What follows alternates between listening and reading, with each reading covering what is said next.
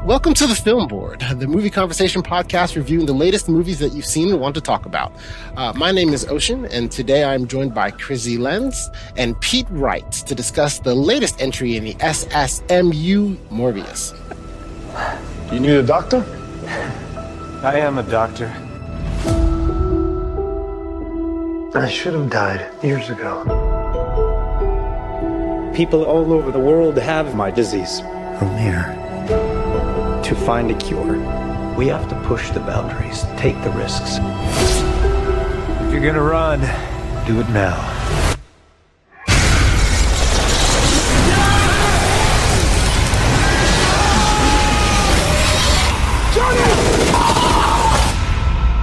What did you do to yourself, Doctor?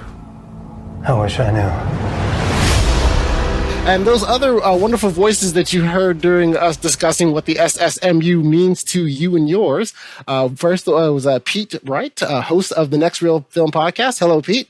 Oh, hi, Ocean. And Krissy Lenz, host of the most excellent 80s movie podcast. Nailed it, Ocean. Yes. Hi. Nailed it.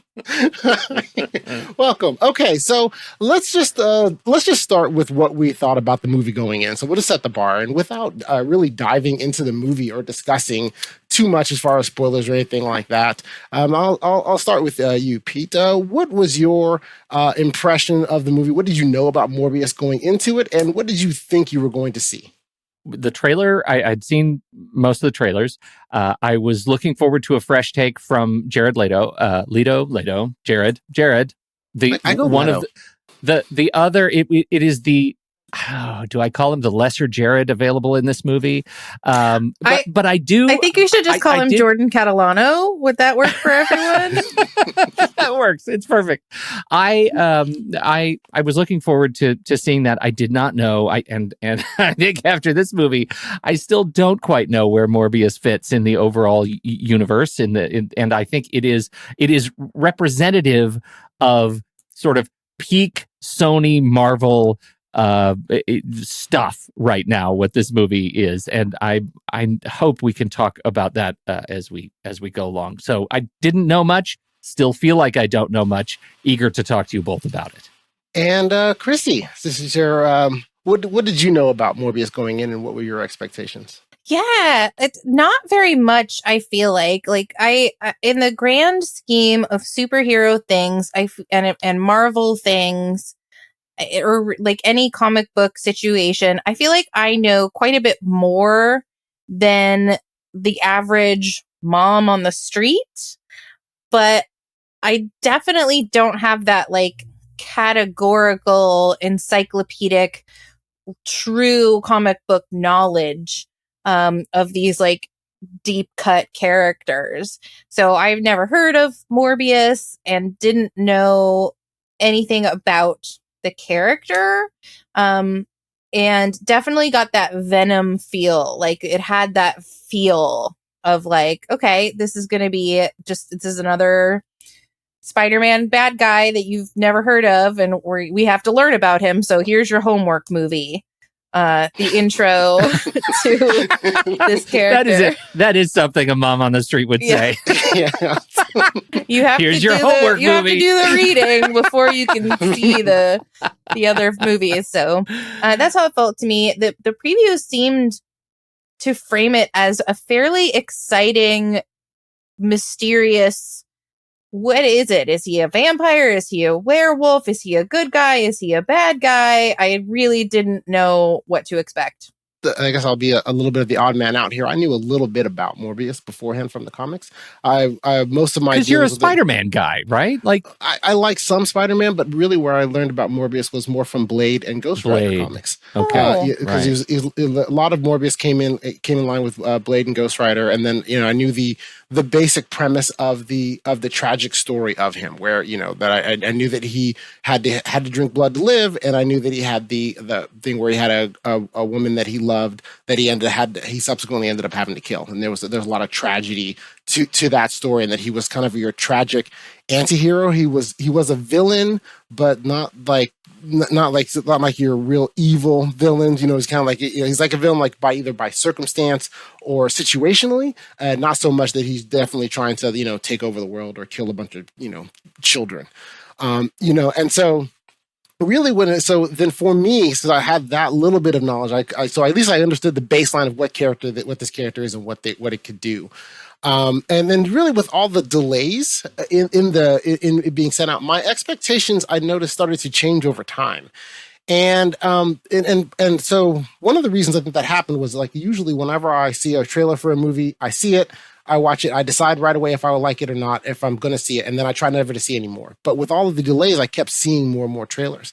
And so as the trailers kept going and as they kept changing, because I'm looking at it for the release date, because I was excited about seeing the movie.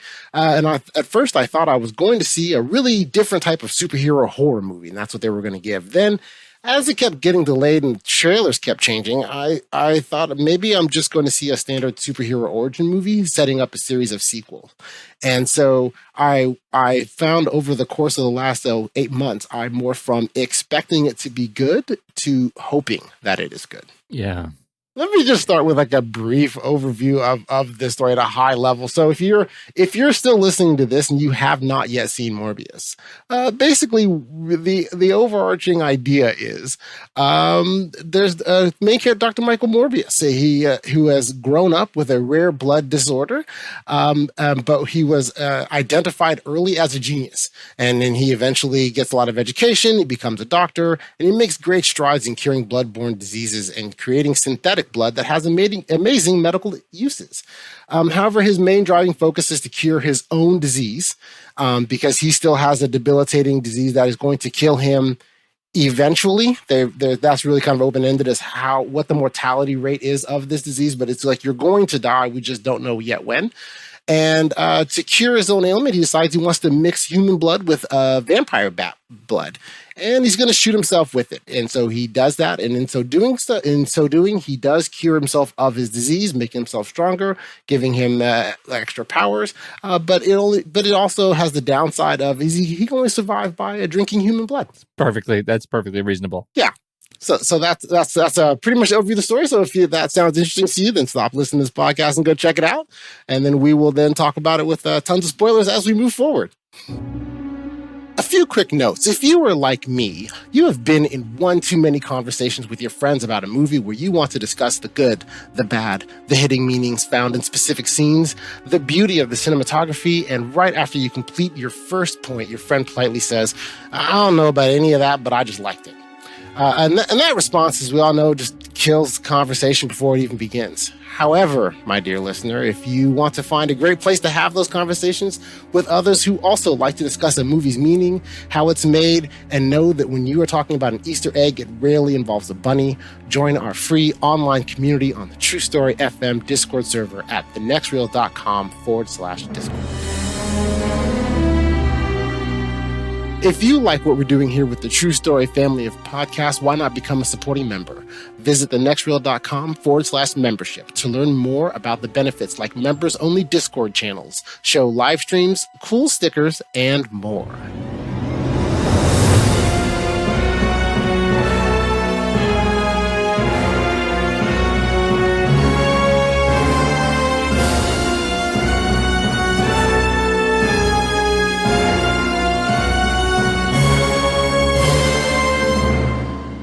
We've already really kind of gone over who is Dr. Morbius. He's a genius doctor with the area of bloodborne diseases, driven to cure himself and his best friend, Milo, not his real name. That's not his name. Right. Nope, Milo's not his name. Not his name, who shares the same disease. And now early in the films, he captures some vampire bats. How is left to the imagination, but he does it.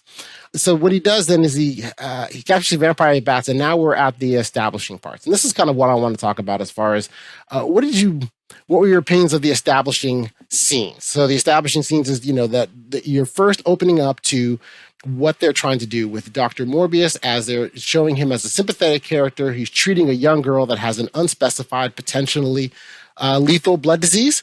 They also introduced their colleague, Dr. Bancroft, that works with him to find treatments and who also is smart enough that she's very smart and capable, and has also figured out that he is secretly using vampire bats in order to do his for his research.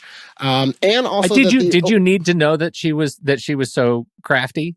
That's my big question. Like, was that a disappointment?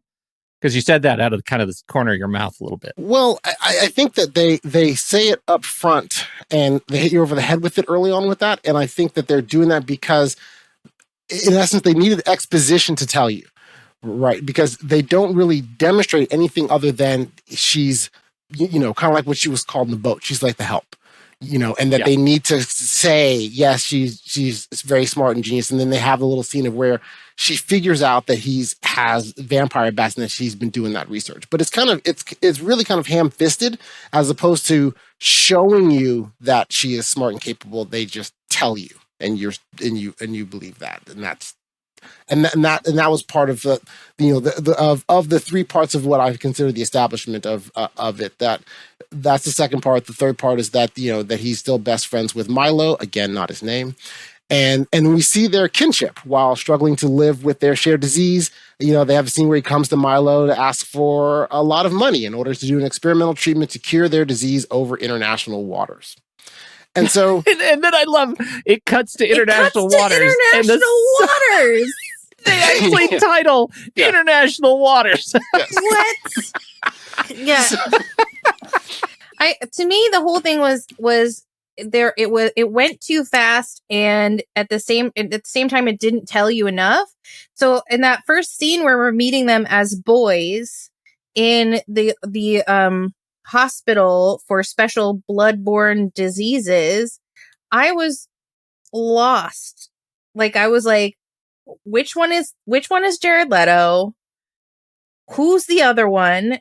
All I know is his name's not Milo. This is when they were still in Greece. When they were in Greece. Yeah. And like, I didn't get a sense that not Milo was wealthy. I didn't get a sense that he was sad to be there.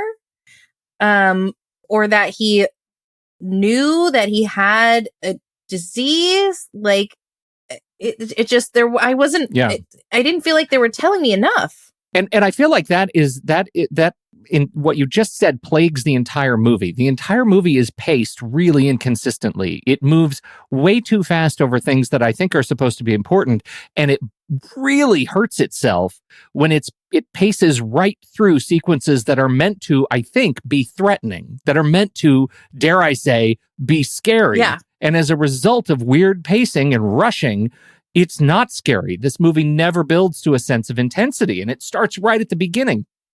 I didn't understand how these Greek bully children were so menacing and terrible. Like, I did not, like, that was so outside of my expectation that I just didn't believe it. I didn't believe that was the thing. That was the textural element that was going to build this character into this completely medically damaged international playboy in Matt Smith. Like, where did that come from? So I didn't get it.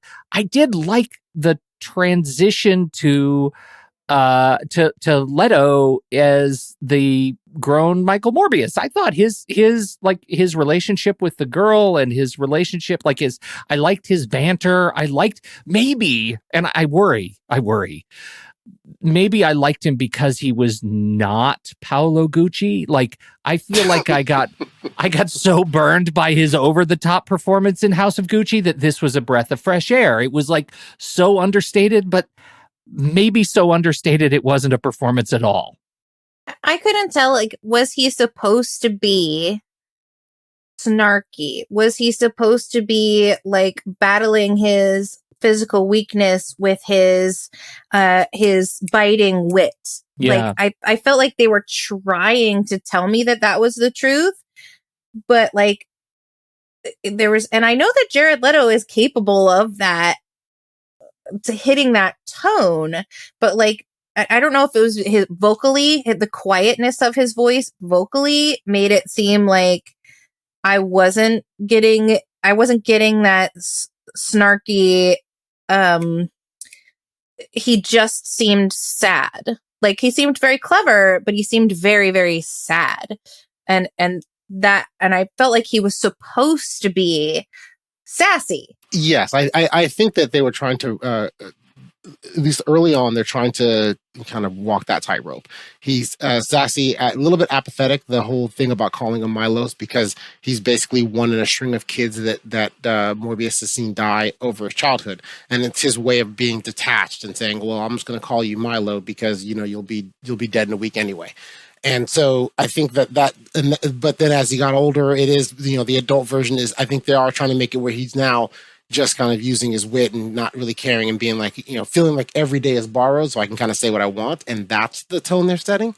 I guess also too, stepping back, and maybe this is too American of me. I automatically assumed they were both rich. Because, when they were young, the car that Milo got out of, for some reason I had this image of, like a young Bruce Wayne-ish car with Alfred letting him out. But two, and this is where I realized this was too American of me, I'm looking at what's happening to them medically, and all I can think of is, wow, that's really expensive. And that only very wealthy people could afford this treatment. So I got the impression that they were both poor and they had been plucked from relative obscurity because of the nature of their illness, and that there was something about their illness that was going to be the key to figuring something out. So I thought they had both been identified as having a very rare genetic disorder that could be used to some other end. And so they had both been plucked from other places where they might die because I was like, if he's so filthy stinking rich, why isn't he being cared for in his penthouse like he is later? Yeah. Okay, you're probably right. No, I'm not right. I'm not right. I was straight up confused. You're probably right. I think you were right, but I was confused. You're probably right.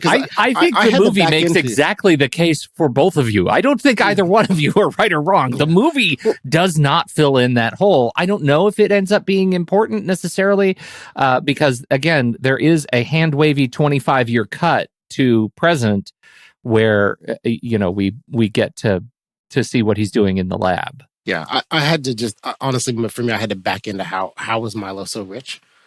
Because clearly as an adult, he's a very wealthy man. Who can have whatever, who can buy and sell whole... Right.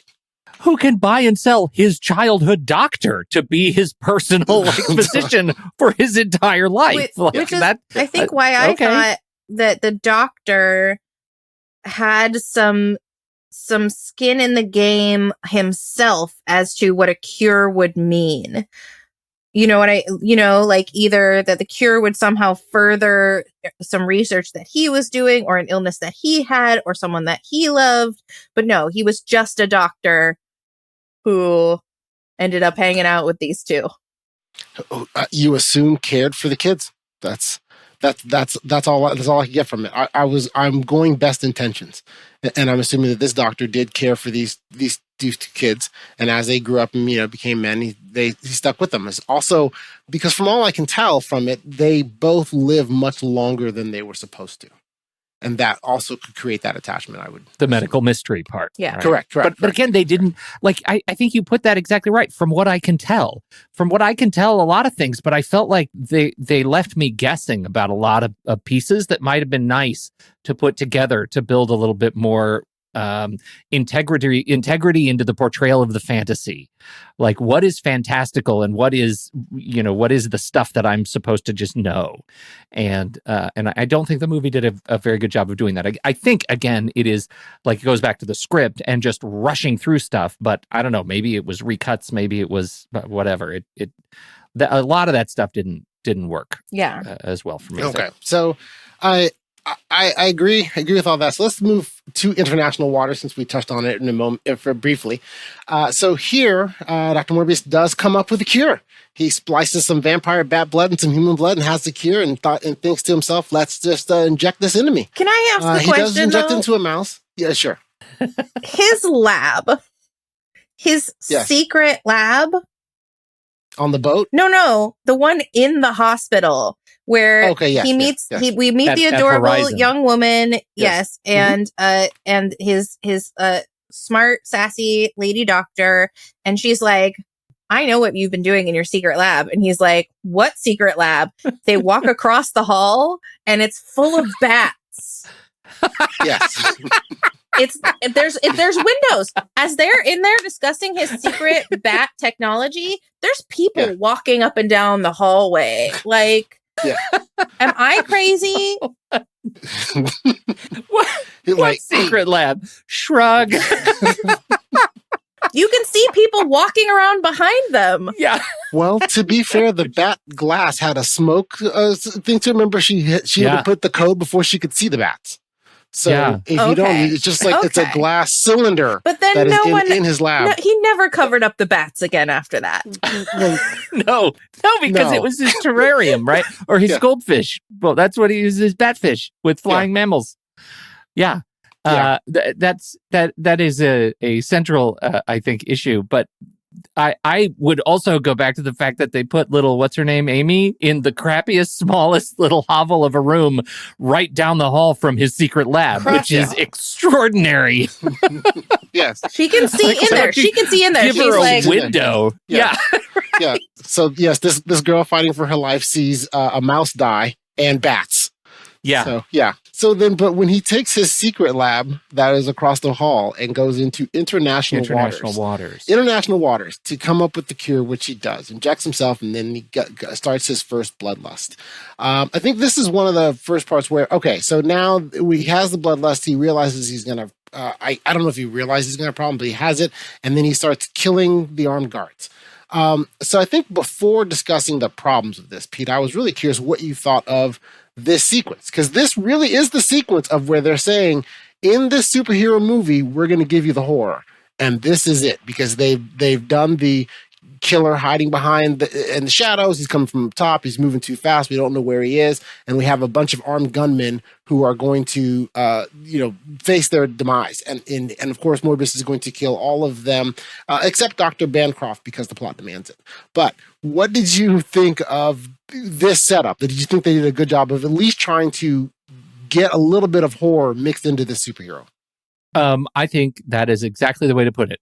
They at least tried to put in a little bit of horror. I think the challenge that I wonder who actually guided the direction of this sequence, because they made some extraordinary choices in their special effects. And I think this is a great treatment. The speed treatment, the way he turns to sort of smoke. I loved the use of smoke as he moves, and speeding him up and then slowing him down and doing the little cartoony kind of bullet time effect. I thought at points that was very cool. But again, this sequence moves so fast and he kills so many people over such a short period of time that they never give you a chance to stop and have an emotional reaction to it, right? They never let you do that. It's just wondrous light and pixels, right? That's all it really is. So I thought there was, we get to see some armed guards feeling threatened and have scared looks on their faces, but there was never a sense of the hunt. And that's what I think I wanted most out of this movie. I wanted to have this guy, a threatening horror villain or protagonist in this movie, to hunt and scare the crap out of some guys. And I never got the feeling that anyone in this movie had time enough to poop their pants before they died.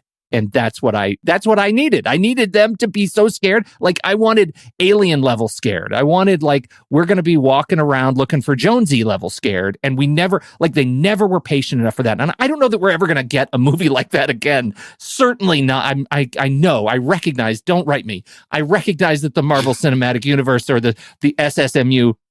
is not the place for me to look for those kinds of movies. I get it.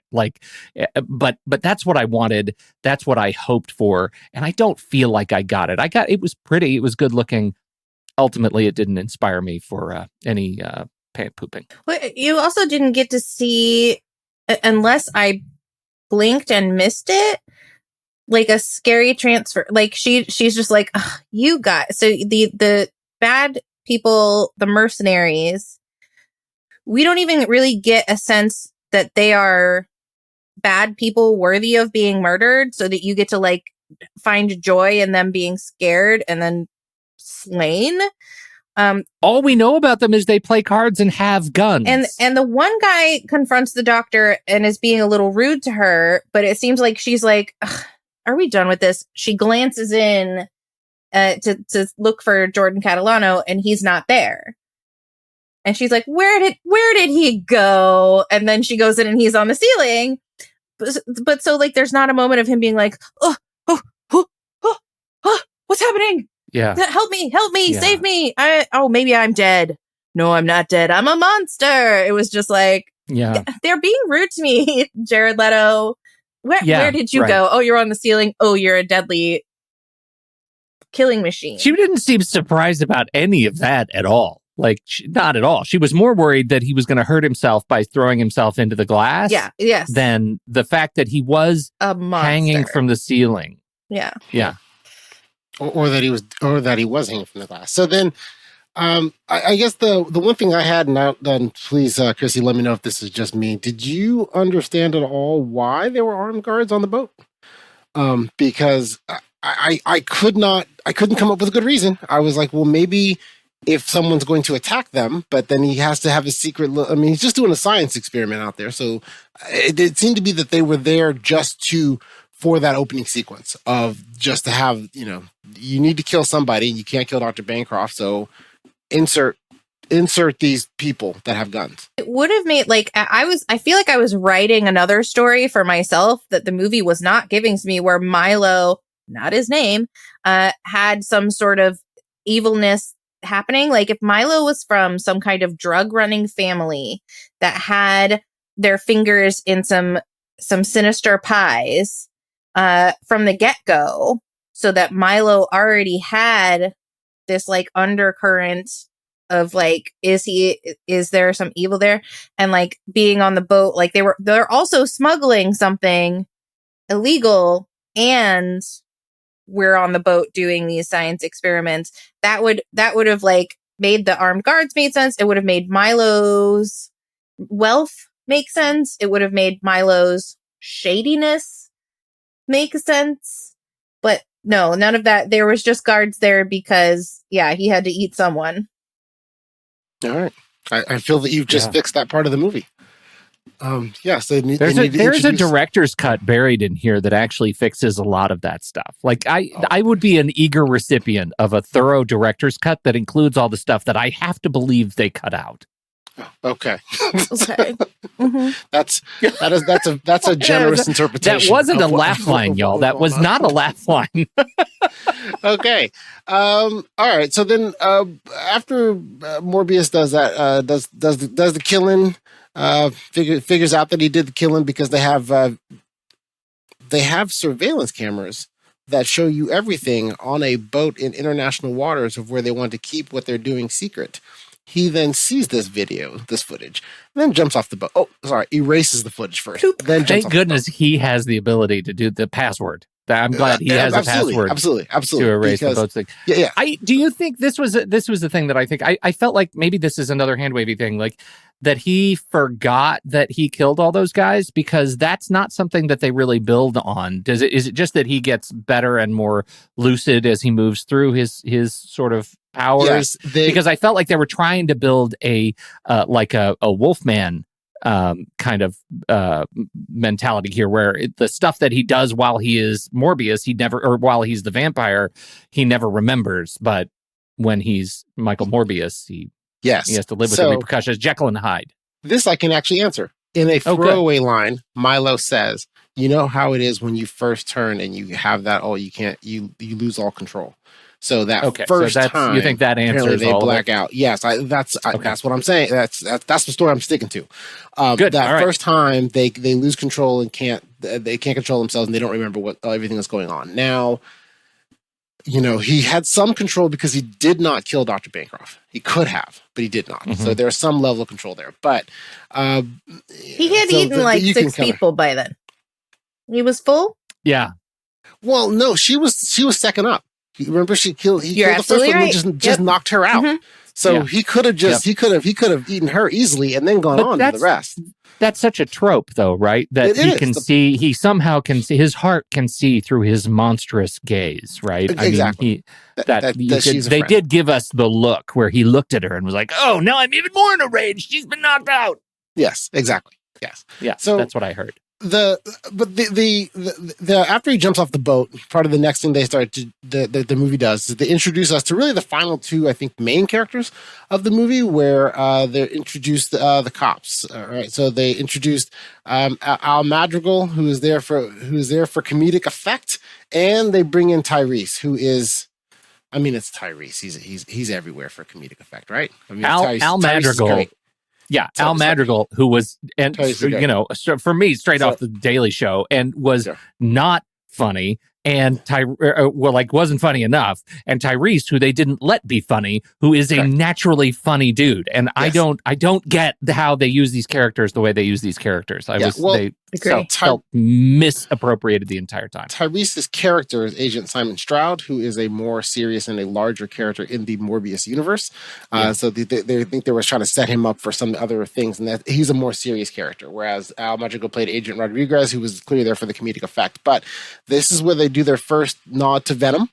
As well, to say, to let you know that it's in the same universe, but also that they are now introducing, in a sense, law enforcement into this universe. And I'm sorry, Pete, you were going to say something. I was going to say about Simon Stroud. So one, there's a bit of ADR that is so clumsily covered that it bugged me for the rest of the movie. He says, he when they approach Morbius in the lobby, he says, "I love your synthetic blood. It really saved my ass," in whatever. His mouth clearly says ass, but it's overdubbed to say arm. And that immediately triggered a scene, I thought, from the trailer where we actually see him with a jacket off, the Tyrese's character, and he has some sort of thing on his arm. I don't think we got that in the movie, did we? Was there ever any nod to him having some sort of augmentation on his arm?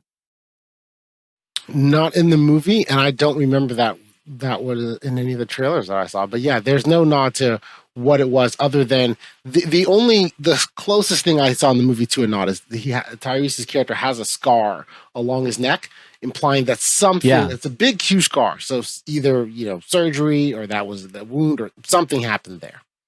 Well, I don't know. I don't know what from nothing, but there is I'm going to put a picture in the chat, because it's one of those things that I ended up thinking about the entire time, because I think it's from I really think it's from the trailer, and it got cut, and I don't know why. I don't get it. I think it would have been a really interesting thing to see more from his character. It might have made his character make more sense to me. Yes. Again, I wanted to write more story for these two characters who I liked. I liked them both. And I was like, oh, finally, now's my time to shine. You bring a Law and Order element into this. Now I know. Now I know procedures. Yeah. Now I know who's interrogating what. Yes. And I just couldn't put any of the pieces together. I was like, who do they work for? Do they work for the FBI? Do they work for the police in this place? Yes. Okay. All right. This is okay. So this is what Tyrese. Go ahead. Tyrese says that my character was originally white. They made him a black, but I like to say he was a white guy. He got a really good tan. The arm has all kinds of special effects and powers, and that's going to mess people up when they see this movie. It's my first time ever officially being a superhero. I've done some superhero stuff, but I ain't never been a superhero. I had to explain this to my daughter. Are you excited to see how Simon Stroud uses his cybernetic arm in the film? The cybernetic arm was cut, and Tyrese has already pressed it. Right? Yes. Did I miss like 30 minutes of the movie? No. That's bananas, right? Like, well, I know I'm not even a Stroud head, but that seems crazy to me. Yes, I agree, but I think it does communicate more about all the different reshoots and editing and what must have happened on this film. There are a couple scenes, like even there are other scenes where I saw similar to what you saw, where I could look at the character's mouth moving and I heard the words were coming out, and I realized that there's no way that mouth said that word. All right. And so, Yeah. so that's happened a few times. And I think they were just trying to figure out, and that to me really lays into the soul of this movie, or the issue of it is the movie, the people that made the movie, either it was done by committee or people that disagreed to determine what is the movie we're going to make. Mhm. And you can tell that the course was changed over time as the movie was being made. And we ended up with this, but I'm not under the impression that this was the original vision of the movie. Yeah. So, like, I was so confused as well, especially with the investigation aspect of it, because they seem to be putting together all of these clues, and they're like, well, where is Michael Morbius? And then at some point, a murder happens at the hospital, which is also his secret lab, where he has been this whole entire time. Like, he escapes to his secret lab across the hall from the sick girl, where he's like going through he's like having his superhero genesis of like, I can bounce a ball, I can fly. So he's doing all of this where the place where everyone would expect him to be, the place where he works, across the hall from the little girl who he's in charge of.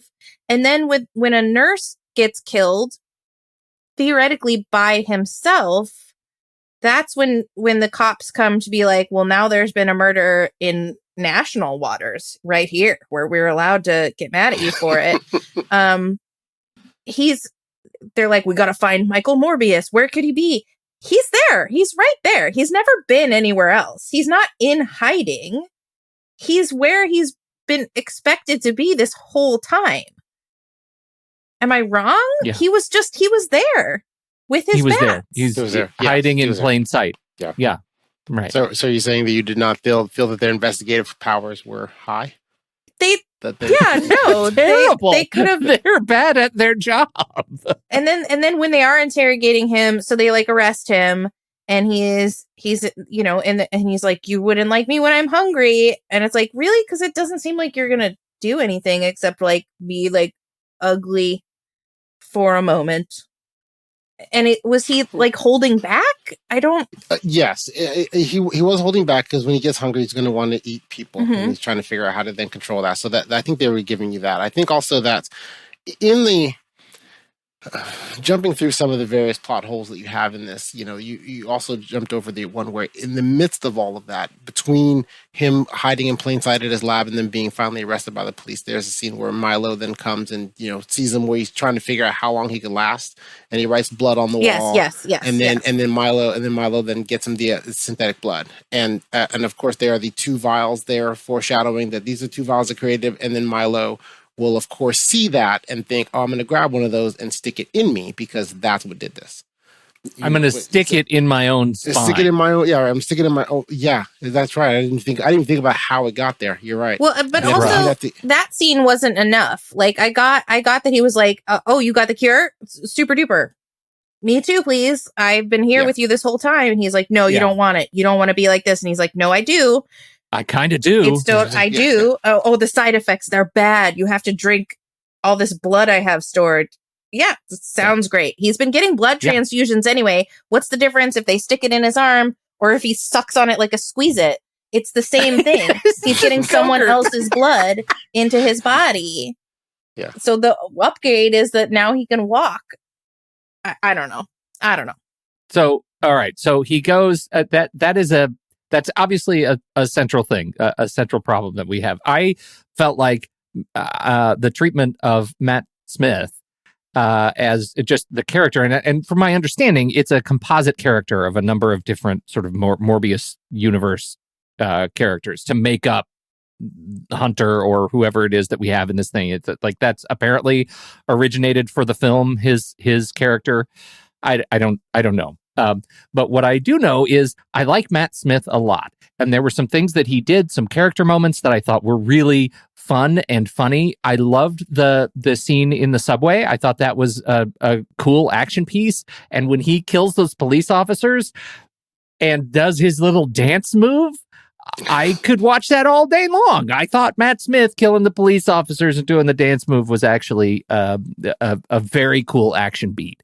And of course, that actually gets us into, I guess he was drafting, not really flying or falling with style. We get to see Morbius riding the wake of the subway train, which I thought was a cool effect. So high point in the movie right there. Okay. So then did you like the effect? I did. I thought visually it looked good and looks cool as far as how, the wind and the blurring and everything to show him in flight. Like they've chosen a way to do it that looks similar to things you've seen in other vampire movies, but a little bit newer in that you're actually able to focus in more to a little bit more CGI thrown at it. Because, vampires always can move quickly. But then I liked how that scene, how it visually looked, I thought was great. My problem was, and this kind of where I tried to fall back in, is I didn't understand the physics because it looked like he was being pushed because the train's pushing him. And that was the part that I was like going like, I guess there's some physics of how bats fly that I'm missing. Right. Well, and that's what I felt like because when a train is in the tunnel, right, isn't it creating like a wave of air in front of it as it's pushing through the tunnel? That's what I thought. That's the answers the physics in my headcanon was he's riding on the wave of air that is pushed in front of the train. How's that?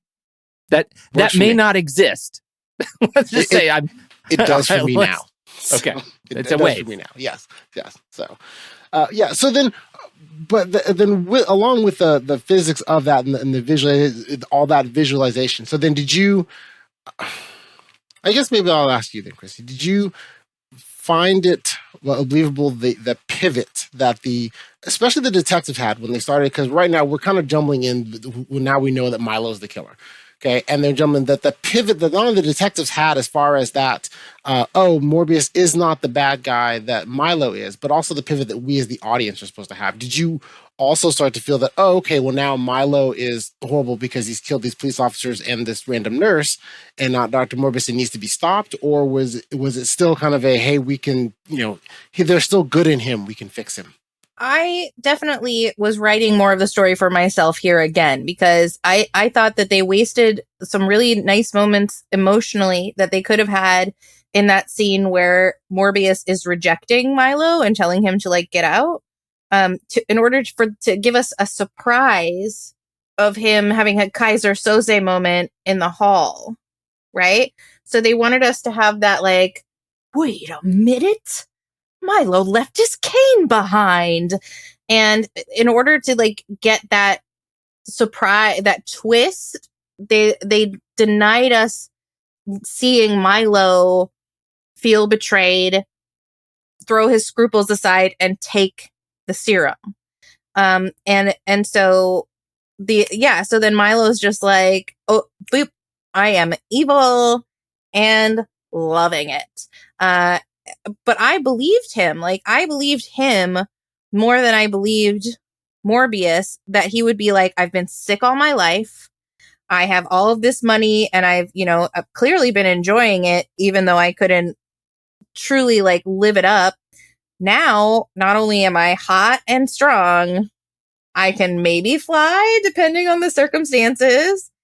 And, I sort of went around with it where it's someone who's seen death over and over and over, all of his childhood friends, we have to assume would have died around him, would have a low bar of what life is worth and a super high bar of all these days are bonus days for me. So if a random blood situation can make a kid die, then I'm going to eat that nurse and this cop and that guy over there. It was very, very Interview with the Vampire. I shall kill indiscriminately and look good doing it. I bought that and I enjoyed Matt Smith's performance of it. And I bought his transition into instant madness more than I bought Morbius's wrestling with the demons of, oh don't know, but is any of this worth it if I have to take in human blood? And it's like, what do you think a transfusion is? Like, whose blood was that? Yeah, right. Well, and if you're going to drop Interview with a Vampire, we have to say it took Lestat like centuries to realize he was guilty about eating people. Like, you know what I mean? Like, it took Morbius. Morbius started feeling conflicted the moment he could walk again, which felt really strange to me. To your point, like, let's go ahead and have a snack. It's a vampire movie. Yeah. Like, eat the red blood. Let's go ahead and see some grim stuff here. Yeah. And like, if the blue blood just has a lower thing, he could carry it around like some of us have to carry almonds because we get hangry. Like, just get a bigger water bottle, man. That's what we're talking about. Look, I feel like this all has to tie into the end, which is and now I have to say it, the sacrifice of Angela Chase, right? That in fact, when he is over top of her and she has been injured on top of that building, right? She's been sort of pre-killed, and says, make it worth something. She says, make it worth something. And then he vamps out and goes to town on her neck. But I was so confused. Right? How did he get her? How did Matt Smith get her? Why didn't Michael Morbius know that he was getting her? Why did he just pre-kill her? Why didn't he drink her blood? Because he was using her as a lure. He wanted, because we heard his mysterious vampire on the wind voice say, I want him to hear you, or something like that, right? And so she was bait. She was bait. Yeah, that's the word I'm looking for. yeah, she was bait. Yeah.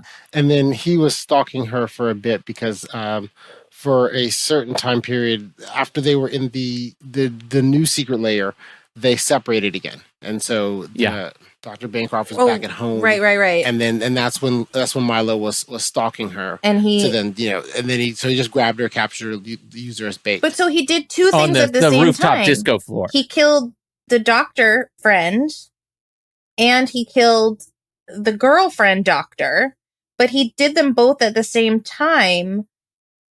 And it wasn't even like a Batman moment where it's like, choose, who do you want to save? Your mentor doctor or your girlfriend doctor. He just coincidentally killed them both on the same night.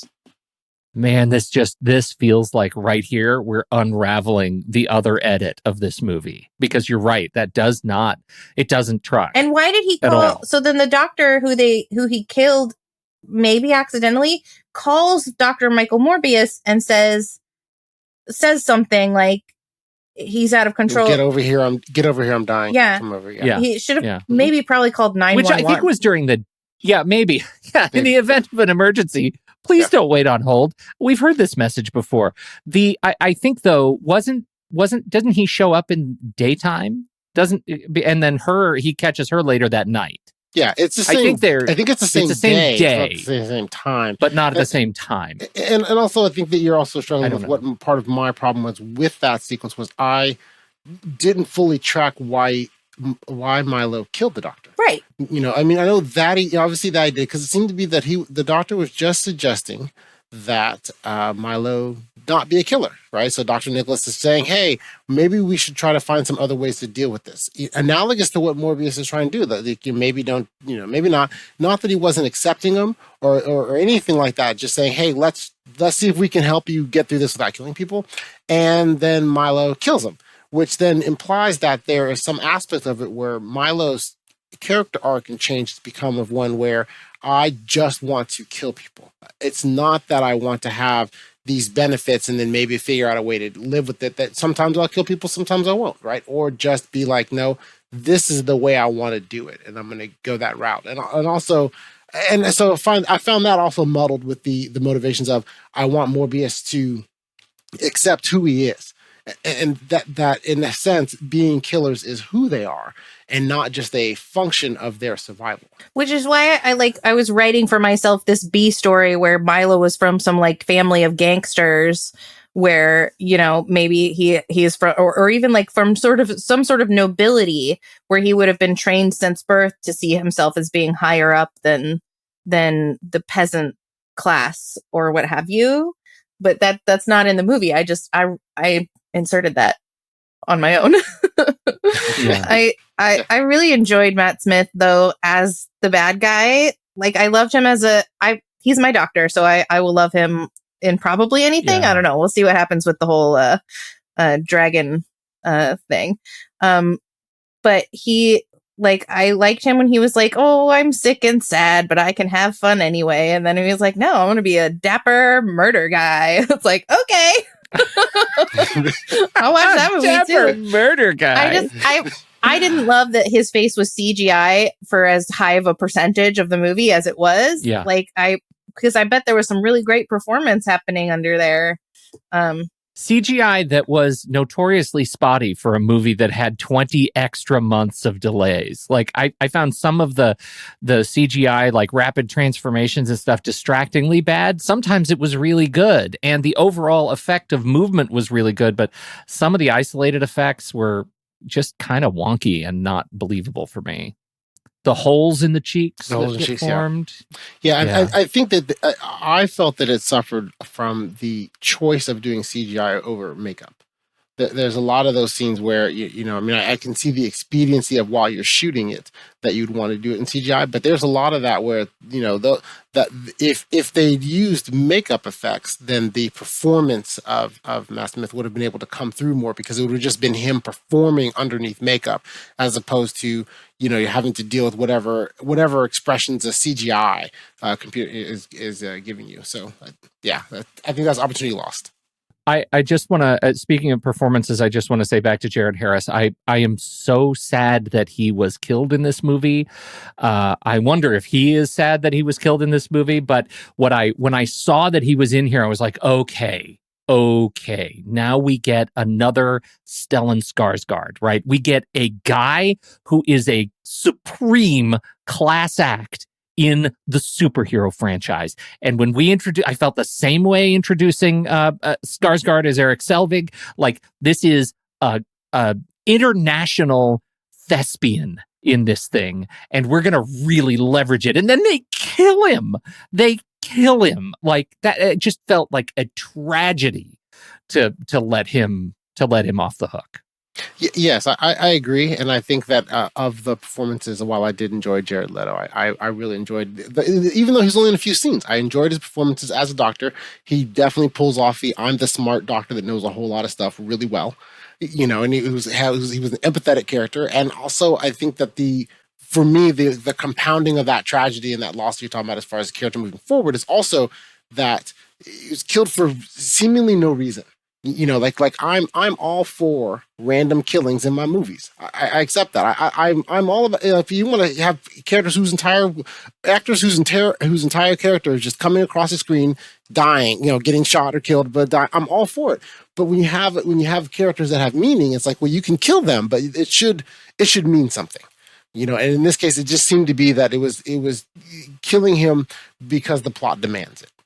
Because you need to create. But I don't even know that the plot demanded it. And this is the problem that I have with it. And I think I think Krissy said it too. I'll just restate what Krissy said, is that we already have this death of a sympathetic character in her, right? In whatever Dr. her Bancroft. name was, Dr. Bancroft, Dr. right? Bancroft's in Martine. Name, yeah. And she serves the exact same purpose as the death of Jared Harris's character. Why? And they're back to back. Why did we need to use them twice and lose the character that could have become such a fantastic tool for the franchise? Right. I just think that's a missed opportunity.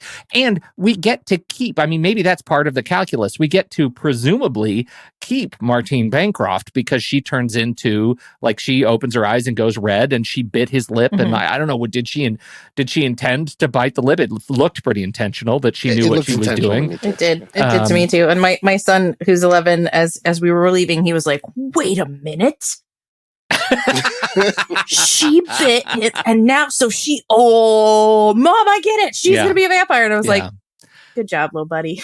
Well, and my son, who's 15, leaned over to me and was like, oh, sexy. I was like, okay, really? That's where, okay. All right, fine. I get where we are now. That's a different parent-child interaction. That's a different interaction. Yeah. Oh, what a difference those 4 or 5 years made. Yes. Okay, so since we're here, why don't we just take a few moments to talk about that fight ending, right? So yes, we've already talked about it won't take very long. I'll bet it'll take us longer to have that conversation than the actual ending of the movie. It might, yes, because Morbius and Milo fly around, crash through several. They fly around, fight, crash through several feet of concrete and steel pipes down to a sub basement of the city. Fight some more, and then Morbius calls some bats, and then Morbius stabs Milo with the poison to kill him, and that's pretty much the fight. So. And then the movie is over. The rest. I'm sorry. Visually, yeah, okay. Go ahead, Krissy. No, go ahead, I was going to say I had some thoughts about the poison that will kill him. The iron overloaded blood. So I have a blood disorder that causes me to have iron overload in my blood, and I was like, he'd have really been screwed if he had accidentally bit me in any of those situations. It's not like there are not people who have iron overload and just are walking around. What a dangerous thing for a vampire to go. But as he's explaining that, he's like, do people have to keep safe distance from you at all times? My goodness, I guess vampires, they really set up a real horror show. Yeah, you say that, Krissy, and all I hear is that so you're immune to vampire bites. I guess I learned that. That's awesome. Today I learned that I am vampire poison. But they were explaining it, and my whole family just looked at me like, "That's you," and I was like, "It's me." I think, when we started talking about shaky cam, when it really came off the rails, we started talking about shaky cam around the Bourne series, right? And there were some of the early movies in the Bourne series that I think the Bourne Identity, in fact, I think is a great use of shaky cam. And then it turned into Jiggly Monkey, and it just became nonsense cam. And that's the camera is moving so fast that it is so there, obviously, to obscure action that we can't shoot authentically, right? It just feels like a tool in the arsenal, and sometimes it works, sometimes it doesn't. It's just overkill, and it doesn't work to engage. This movie inspired in me a new term, which is I'd like to call rubble cam, which is we don't know what the actual we're shooting right now, so we're going to just cover the scene in long extended passages through rock that is just falling, being tossed about. Rubble cam. It can be extended to flocks. Is it a flock of bats? A herd of bats? I don't know what it is of bats, but we'll figure it out. And that is what I got from this movie. I actually, for being such an optimist for the rest of the movie's visual look, I really, when you talk about the movement, again, I really loved it. I like the wispy stuff. I thought that was very cool. Then we get here and it becomes complete nonsense. I could not track anything in space and time, and then it was over. It was just over. The movie was over, and we go to the weirdly Tron-like credit roll, which I thought was everything was not good in the final. I guess the third act of the movie was about 2 minutes long. Well, I think I liked the idea that they were going for with the fight scene at the end about the fast movements and then the occasional freeze frames. And so I guess I want to say to not be. I'm trying to say something nice about a movie that I really think has a lot of problems. And I was like, well, I do appreciate the idea that they were going for. I do think, though, that I agree with everything you said about it, is that it, as a device, it's a cool idea, but I think it's only a cool idea. In its execution, it just doesn't work. I think that is a really fair assessment. It looks hackneyed. It looks like, you're right. You have the rubble thing going on. The fight scenes are incongruent. It just doesn't work. But when you're thinking of an idea, that it sounds great, but that's it. And so I also then think, and so It also gets, as an aside, just since you paused to breathe, it gets to your earlier point, which is on paper, the slowing down the motion in the middle of a very, very fast moving scene seems really cool. And I can imagine somebody really rocking a storyboard. But once you put it on screen, those characters, when they're monstered out in slow motion, looked really dumb. Like it did not play. Matt Smith's character up with the I am Sparta pose with the spear did not play. It looked like a joke. Yes, it did. And there are multiple terms for a group of bats. There is a colony of bats, a cloud of bats, or what I've decided is my favorite, a cauldron of bats. That's what it is. And that's exactly what we have. Mm-hmm. It's a cauldron of bats. Cauldron. It's a wind tunnel of bats. Exactly is what it is, yeah. And so I do think, though, that there was an interesting thing to me where they have an opportunity lost, I thought. And so at the end, once he poisons Milo, kills him, he gives the little sad face, the obligatory sad face, but he then decides to not kill himself. Yeah, which he was all gung-ho to do. Mm-hmm. Exactly. Implying then that either he now feels that he has something to live for now that everybody he loves is dead, or something else. That maybe he's some other type of egomaniacal reason that he's like, well, no, I must live on in honor of these people or something. I don't know. I kept trying to compare him to Doctor Strange in my mind too. To be like, okay, well, I got Doctor Strange, that Doctor Strange was this like egomaniacal, exactly like you said, like he's too important in his own mind to die or whatever. Morbius didn't feel that way to me. And then, I was like, the dude was all ready to kill himself at any point in this timeline until literally anyone who could hold him accountable no longer existed. And then he was like, well, so, and I don't know. And that was the whole thing for me. And his character was like, he wasn't Deadpool enough to be funny, even though like they were trying to make him funny when he was like, oh, I'm Venom. Just kidding. I'm Dr. Michael Morbius. Like that was supposed to be a funny moment, right? Like that was only in the trailer. No, I swear to God, I saw it. That was not. No, yes, the scene was in the shot, but the line was cut. The line was different. Yeah. It was different? Yes. Yeah. He says, I'm Venom, and then that's it. Oh my God. He said, take Advil and rest. It happen. Yeah. Well, because it happened in the trailer so many times. That you've seen it so many times. Yeah. But in the movie, he doesn't actually say it. I completely erased my memory in that moment and saw it. But I was like, they're trying to make him funny. They're trying to make him a renegade, a rogue, but he wasn't. And so, his decision to not kill himself really confounded me. And I couldn't wrap my mind around it. Yeah, it's a great word. I feel like this leads into the first post-credit scene. You remember the Porsche Cayman product placement sequence. Did we? And I have to ask. Was it the second one? Okay. Yes. So I have to ask kind of a leading question. At any point in this movie, did you get a sense that one, Michael Morbius knew who Spider-Man was, and two, that he knew who Spider-Man was well enough to have ill intent toward him? Mm-mm.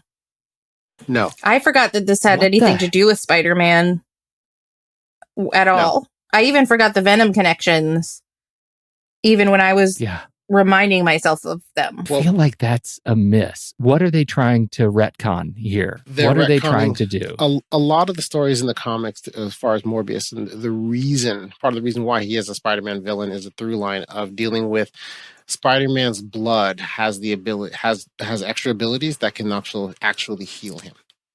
Wait, heal him and make him not a vampire? Right, not a vampire. It can actually heal him from his current condition. Why can't he figure that out? It seems like he can figure out every other thing. Why did they not? Oh my God. I mean, that's in the comics, but it's not. I don't expect you to have the answer. Ocean, why didn't you fix this? Ocean, can you make some calls? This goes to a central problem I have with all of the Sony, the S.S.M.U, is that to make a movie about a villain, you have to make him a protagonist and have some also ran worse villain to make him useful in the movie. And Venom There Will Be Carnage were messy. Again, similar to this movie, they're beautiful messes. Like, they look good on screen, but there's not that forgettable. They're instantly forgettable. This is yet another origin story where we don't have one of the principal protagonists for this character. We don't have Spider-Man and we don't have Blade. Blade's now introduced in Eternals, so Marvel's got that locked down with Mahershala Ali. And why can't, this whole system is broken that these characters can't be together right now. And I think that makes this movie worse, because we have wonderful story to tell that nobody seems to be contractually allowed to tell. I love Blade. I would love to see Blade get involved in this. I would love there to be more than one Blade. Let there be a million Blades. Let there be Blades. Yeah. There can't have too many Blades. Yeah, well, go ahead. I say the Blade character probably can cross over and will be allowed to. Spider-Man is the sticking point, but yeah, the introduction of oh goodness, I used to call him Vulture. I don't remember Michael Keaton's character's actual name. But Vulture in it is the idea behind what I think it's an idea being floated to try to do what they potentially almost missed a little bit on in Spider-Man. Was it Far From Home? No Way Home, the third one. They wanted to make a Sinister Six movie. You know, but there's two problems with it. One, they have most of the Sinister Six was in No Way Home. No Way Home. The third one, that's most of the Sinister Six anyway. And then Morbius isn't a part of that. You know, so it's kind of like they're just kind of ham-fisting some things in to try to bring them together.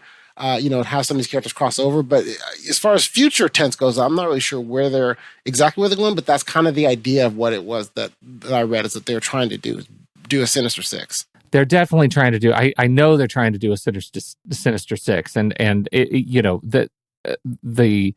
I think the path to get there is more confusing now than ever, especially because Michael Keaton. Are we to presume, like, which universe are we in right now? Because the rift in No Way Home brought everybody who knows Peter Parker is Spider-Man into Tom Holland's Spider-Man universe, right? Yes. Well, there was a Tobey Maguire Spider-Man on the wall of this movie, right? On a graffitied on the wall. So now, which universe are we in? Are we in Tobey Maguire Spider-Man universe? Are we in Tom Holland's Spider-Man universe? Did the Rift actually pull Vulture and his wingsuit from going the wrong way in universes? Because it happened in Venom too, right? At the end of Venom, he got sucked into the Tom Holland and then back, right? So does this whole movie and the cutscene take place in an extended point, like during the battle in New York in Tom Holland's universe? Is that where everybody lives now? Is that like, do you have any idea? Do these questions provoke or annoy? No, like many things with this movie, the fewer questions you ask, the better. But in this specific instance, the one part that I do believe is, at least I felt was clear, is that they're in the S.S.M.U. So as far as who Spider-Man is, it's not Tom Holland. I don't know if it's Tobey Maguire or Andrew Garfield or whoever, but it's not Tom Holland.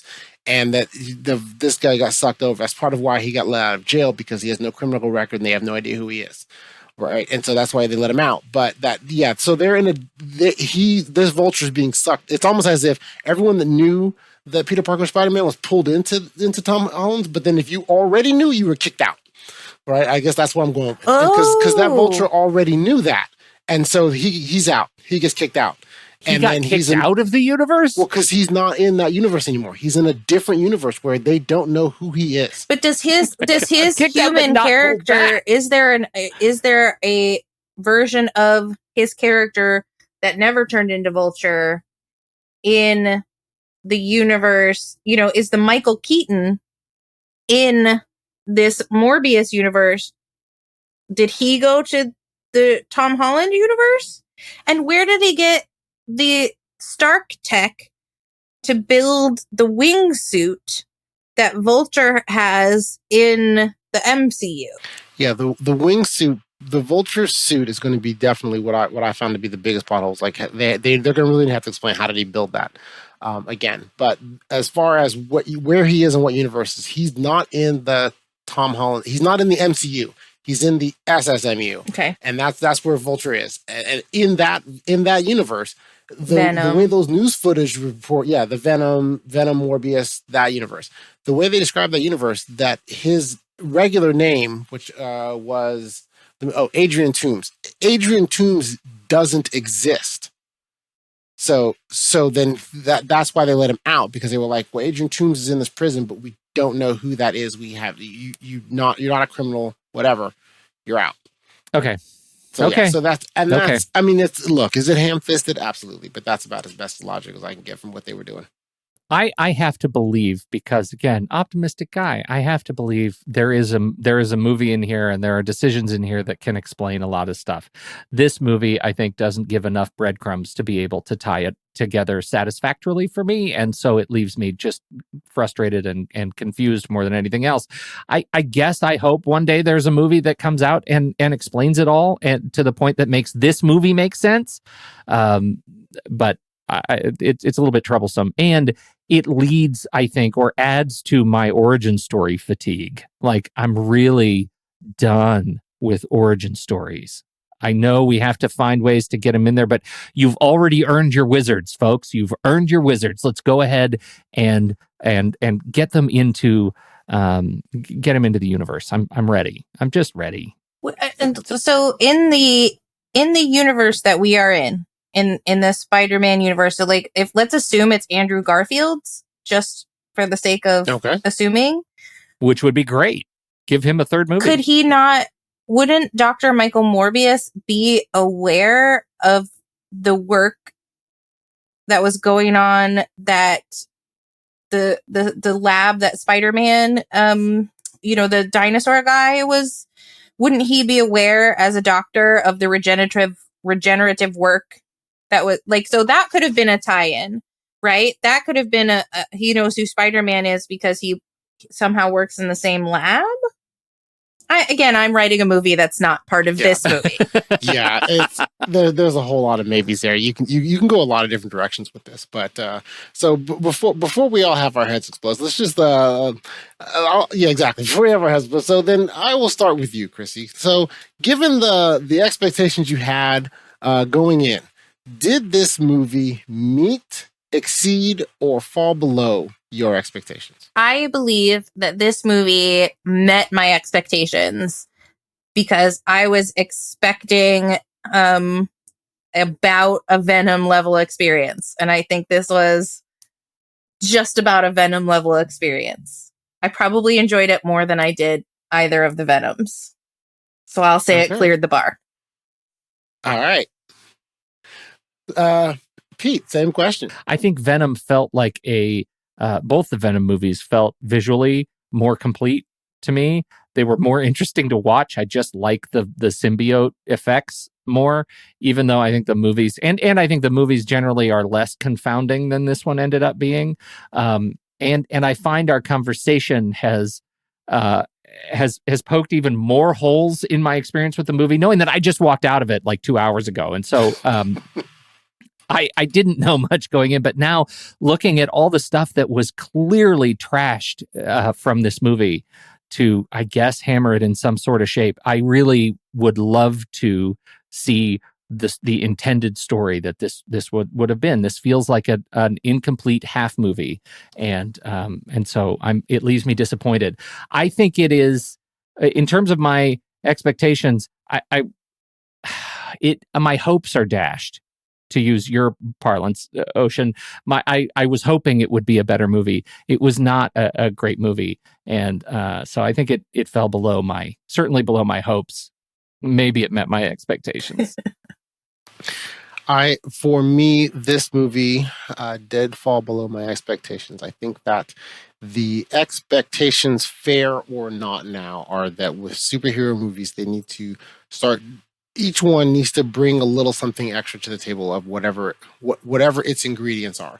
And this movie, for me, felt very much like, had it been made 20 years ago, we would talk about how much we enjoyed this movie. But it looks like they were trying for something better, greater, more complicated, maybe.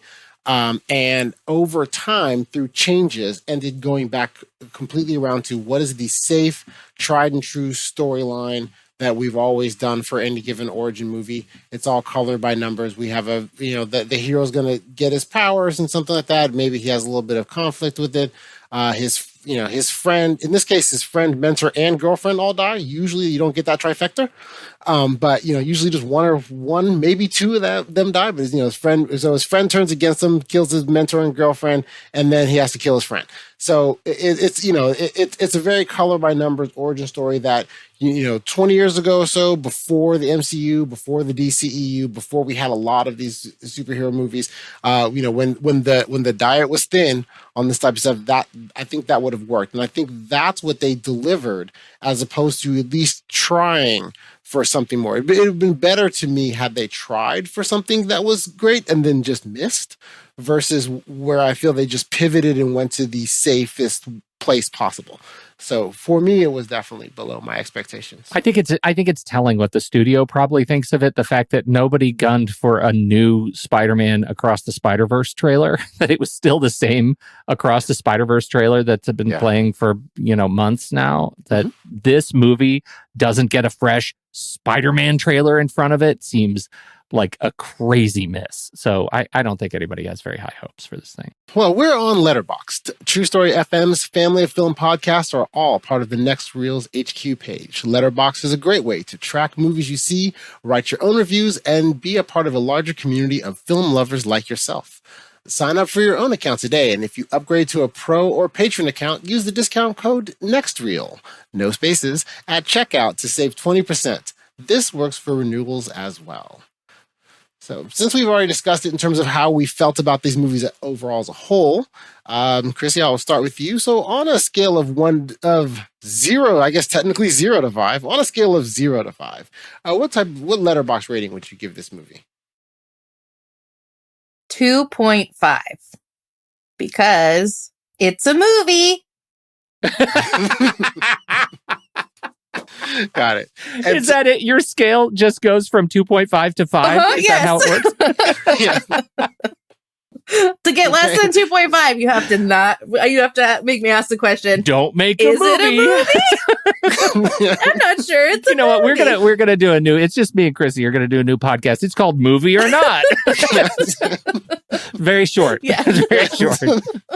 So, okay, is that with or without a heart?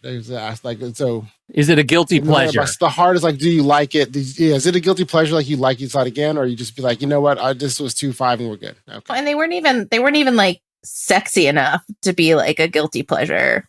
Yeah. All right. Okay. And Pete. And I would say on that comment, sexy enough, it's not like they didn't have raw material, right? Like I think Dr. Bancroft is hot, and Jared Leto, when he monsters out, super cut. He did great. Like physically, he looked good. Yeah. Like, and he didn't look too big. Like that was awesome. He was like an aspirational man, not a monster. And so I thought they were both. They could have been sexier than the bitten lip. Yeah. Could have been sexier. So I'm gonna go. So I'm on this new kick. No half stars. That's my nickname. Pete, no half stars. Right.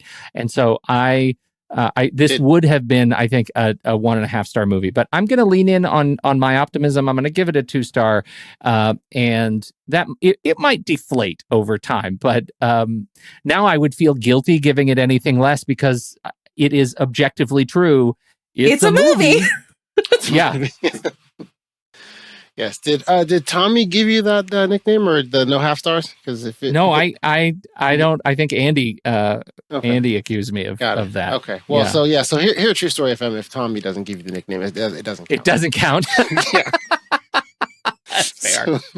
Okay. So for me, this movie so for me, I give the movie 2 stars and no heart, and this is really where I landed with 2 stars. Is that for me, a 1 star movie is one where, in my opinion, that I would, if not for doing the podcast, I'd have gotten up and walked out. At no point in time was this movie bad enough that I would have gotten up and walked out. Oh, okay. I It's a good did standard. not.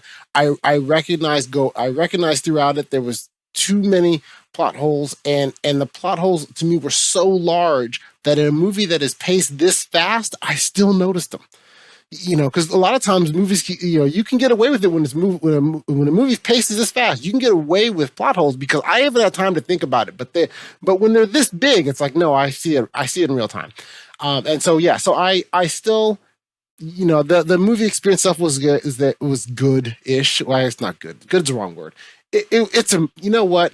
It's a Krissy, movie. It's a movie. You nailed it right on the head. It's a movie.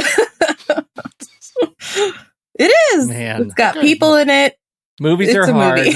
It's a movie. Yes. All right. Okay. All right. Well, thank you both so much for joining me tonight to talk about Morbius. And so, Krissy, can you tell us what's going on next for you in your podcast universe? Yeah, we are at the Most Excellent 80s Movies podcast about to embark on the 80s movies we haven't seen based on a poster I bought. The 100 80s movies bucket list. We're going to start ticking off the ones we haven't seen yet.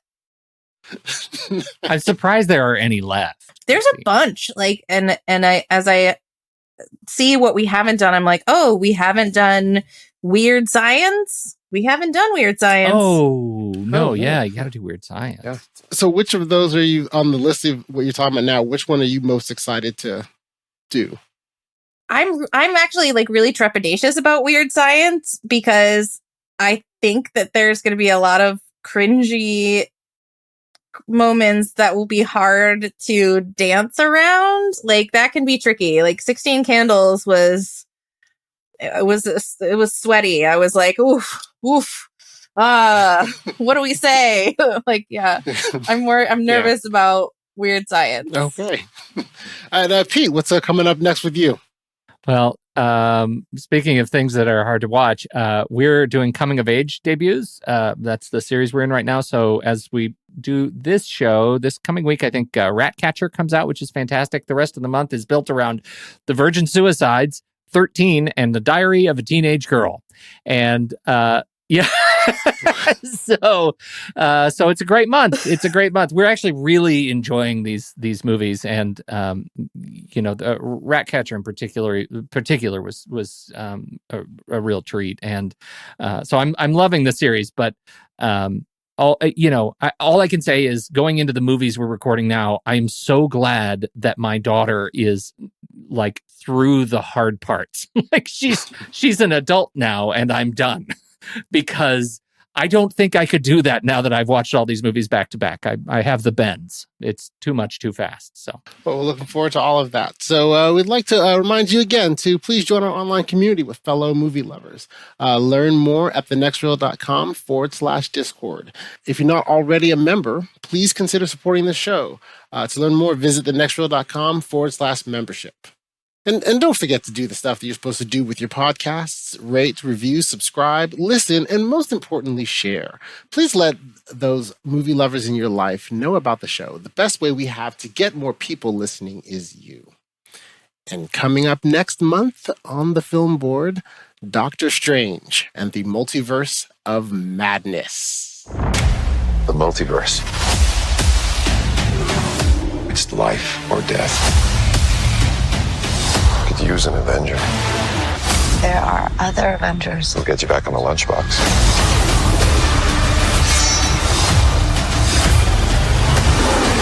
The fate of the multiverse depends on us.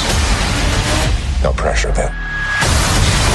Doctor Strange in the Multiverse of Madness. Tickets on sale this Wednesday.